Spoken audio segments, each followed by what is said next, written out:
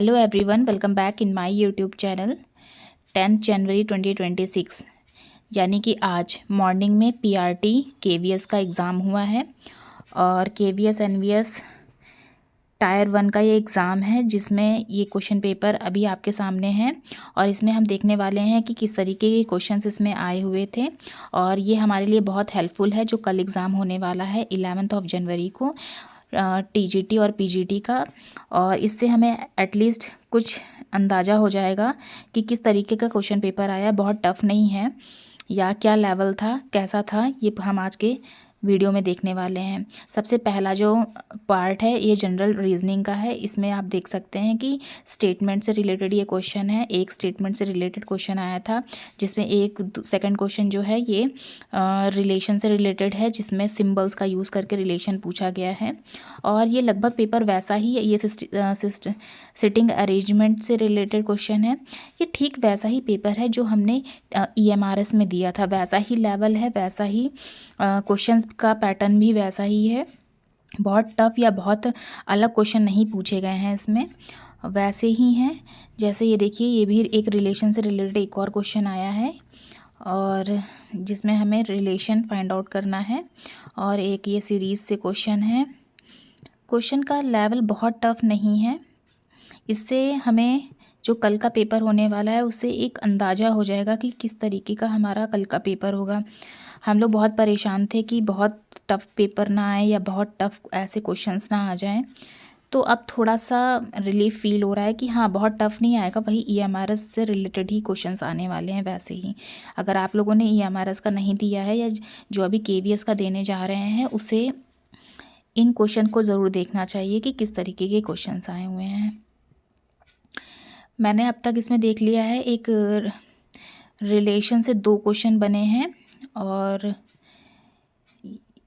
ये फिर दूसरा क्वेश्चन, अभी ये दूसरा है जो कि नहीं, ये डायरेक्शन का क्वेश्चन है, डायरेक्शन से रिलेटेड है। उसके पास फिर इसमें सिटी बियरिंग वी शॉर्ट, ये तो अरेंजमेंट से रिलेटेड क्वेश्चन है। उसके बाद नेक्स्ट फिर कंक्लूज़न और असर स्टेटमेंट से रिलेटेड एक क्वेश्चन है। फिर इनइक्वालिटी से क्वेश्चन आया हुआ है एक। फिर ये भी असर्शन एंड रीज़न से रिलेटेड है। Vitamin C is destroyed by heating, yes ये तो ट्रू है, असर्शन ट्रू है। और रीज़न उसका दे रखा है कि वाटर सॉल्युबल होता है और हीट सेंसिटिव होता है। करेक्ट है, बहुत करेक्ट है, सही लगाया है जिसने भी इसे लगाया है। उसके बाद क्वेश्चंस मुझे ठीक लगे हैं। आप लोग भी बता सकते हैं कि आप लोगों को क्वेश्चन का लेवल किस तरीके का लगा है इसका। ये मैथ्स का पोर्शन आ चुका है और मैथ्स में भी सिंपल क्वेश्चन देखने को मिले हैं। एक फ्रैक्शन कौन सा इसमें ग्रेटेस्ट है, एक CISI से भी रिलेटेड क्वेश्चन है, एक DI से रिलेटेड क्वेश्चन ये आया हुआ है। बेसिकली हम क्वेश्चंस देखें तो बहुत टफ नहीं दे रखा है इसमें, बहुत टफ कि आप लोगों को इतना कैलकुलेटिव भी नहीं है, सिंपल है। जिसे मैथ्स नॉर्मल आती है वो कर सकता है क्वेश्चन, इतना टफ नहीं आया। एक देखिए एलसीएम, यही सब क्वेश्चंस ईएमआरएस में भी इसी तरीके से रिलेटेड क्वेश्चंस थे। हालांकि मैथ्स उसमें नहीं थी, बट जो क्वेश्चंस हैं बाकी मैथ्स के से हटके वो सारे क्वेश्चन, ये देखिए ये कंप्यूटर है, कंप्यूटर में भी जो हमारी वैसी ही आई है जिस तरीके की ईएमआरएस में आई हुई थी। Input device, output device, collection of data किसे क्या कहा जाता है, वेब पेज है और एक्सटेंशन से रिलेटेड क्वेश्चन है। फिर इसमें जो क्वेश्चन हमें नहीं भी आते हैं उसे हम एलिमिनेट करके भी उसका आंसर्स दे सकते थे। इस तरीके के क्वेश्चंस थे, बहुत टफ नहीं थे। तो आराम से रीजनिंग में 17 to 18 क्वेश्चन किए जा सकते थे। और इसके बाद जीके बहुत लोगों की प्रिपेयर नहीं होगी और इसमें करंट अफेयर भी काफ़ी आई है। जिसने करंट अफेयर अच्छे से पढ़ रखी है तो वो तो कर सकता है, बट बाकी बहुत इजी तो मुझे नहीं लगी करंट अफेयर, और जिसकी भी अच्छी रही होगी उसने किया होगा। फिर ये एक ग्रीक मैथोलॉजी, ये भी मैंने कभी पढ़ा नहीं है, ये क्वेश्चन पता नहीं कहाँ से आया हुआ है। और सिंगापुर क्वेश्चंस ठीक ठाक हैं, क्वेश्चंस इतने टफ नहीं हैं।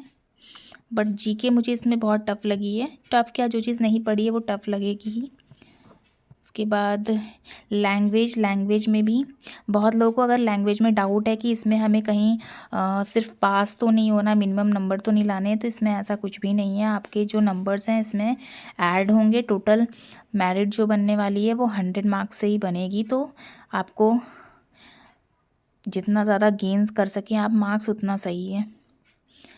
तो इंग्लिश और हिंदी जो है दोनों ही EMRS, जिसने EMRS दिया है ना उसके लिए तो ठीक है कि उसको एक कम से कम बेनिफिट है कि उसने पहले उसमें भी पढ़ा होगा और उसमें थोड़ा बहुत उसे एक अंदाज़ा होगा कि क्वेश्चन पेपर जो है बहुत टफ नहीं है।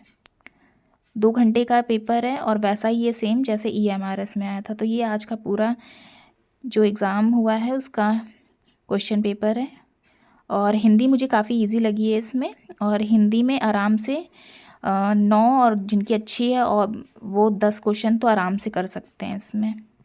इंग्लिश भी बहुत टफ नहीं आई है, इंग्लिश में भी आराम से 8-9 क्वेश्चन किए जा सकते हैं।